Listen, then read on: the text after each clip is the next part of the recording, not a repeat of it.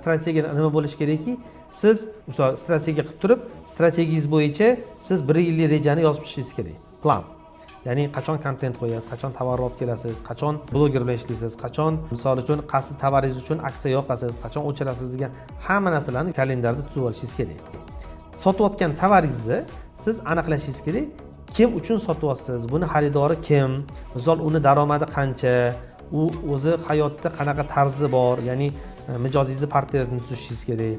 Va aniq qilib misol uchun mana o'zi shu har bitta brend uchun, mana shu kategoriyalarning ichida, kosmetikaning ichida har bitta brend uchun alohida maqsadli auditoriyasini bo'lib ajratib olganmiz. Bilamizki, misol uchun mana bitta Estel degan brendimiz bu o'rta va o'rtadan yuqoriroq daromadli aholiga mo'ljallangan. Ayol kishi o'zini hurmat qiladigan, yoshi o'rta 18 yoshdan boshlab turib 45-50 yoshgacha bo'lgan oralig'idagi ayol kishi va bu ayol o'zini tashqi ko'rinishini doimiy ushlab turish, konservatsiya qilish, qarichilikni oldini olish harakatlarini qilayotgan yo'ldagi ayol kishi deb tanlangan.